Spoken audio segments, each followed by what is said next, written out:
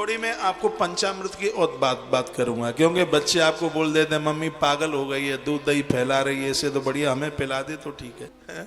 बच्चों को पिलाइए। हाँ, दूध दही बच्चों को पिलाओगे तो शराबी नहीं बनेंगे, नशेड़ी नहीं बनेंगे। दिया दही लुढ़का दिया, घी लुढ़का दिया, उन्हें क्या पता है।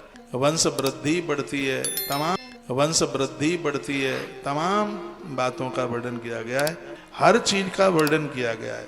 इसको मैं सिद्ध करके घृत द्वारा और उसके द्वारा दही 10 गुना, मधु और उससे 10 गुना ज्यादा, चीनी और उससे 10 गुना ज्यादा है।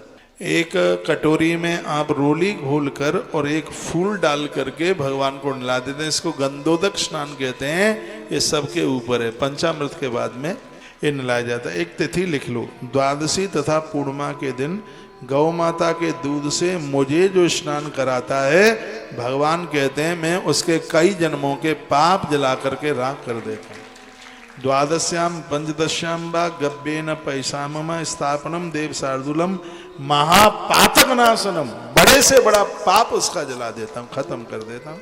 द्वादशी और पूर्णिमा रोज नहीं कर पाते तो ये तिथि लिख लो, इस दिन तो कीजिए। कल द्वादशी और 11 है, कल द्वादशी। द्वादशी के दिन भगवान का दुग्ध से अभिषेक कीजिए। ऐसे ही पूर्णिमा की महिमा, भगवान ने कहा था एकमात्र दुग्ध स्नान द्वारा ही सर्व कामना को व्यक्ति प्राप्त कर सकता है। दूध से स्नान कराने पर मनुष्य का सौभाग्य बढ़ता है। सौभाग्य, घर में खुशियां बढ़ती हैं, पति पुत्र की उम्र बढ़ती है, आयु बढ़ती है। ये दूध से भगवान को स्नान कराने की बड़ी महिमा है।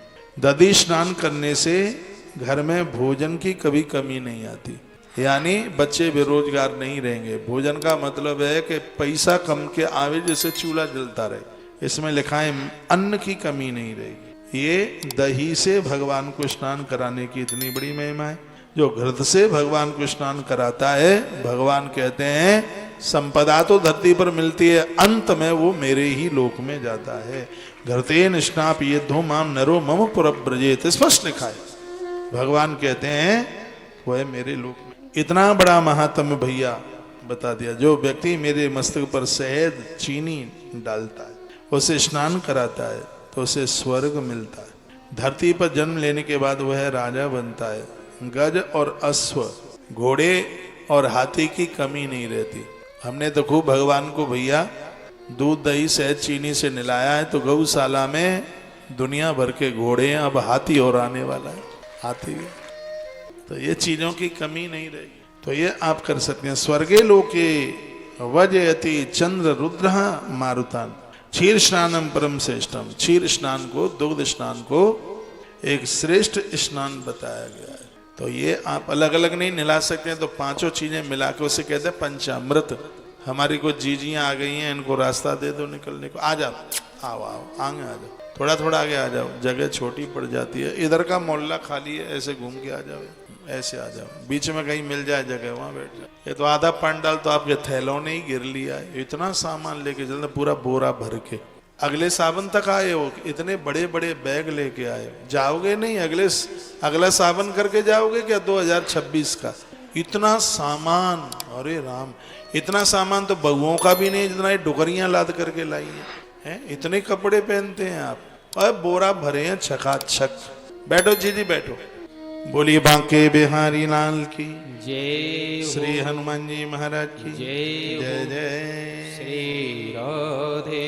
देखो, महादेव को श्रृंगी में स्नान कराओ, एक स्नान 1000 स्नान के बराबर होता है।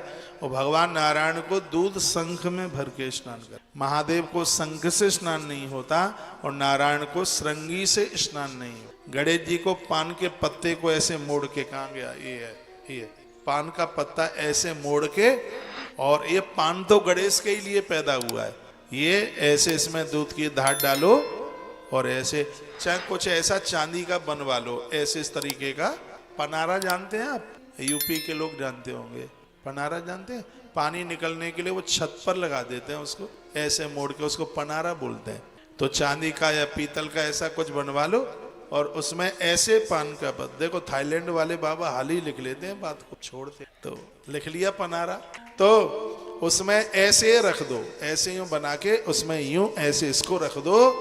फिर गणेश अथर्व शीर्ष के द्वारा गणेश जी का महाअभिषेक करो, बार आनंद हो जाएगा। मैंने गणेश पुराण में बहुत बार बोला, आप ही आप हो, इतना आनंद होगा। और मैंने तो यहाँ तक पढ़ लिया, समझ लिया, घर गृहस्थी चलाने के लिए पैसे की भी जरूरत है। और किसी देसी आदमी ने कहा था, कार्तिक नहाओ चाहे माओ, और बिना जाके हुई नहीं ब्याह।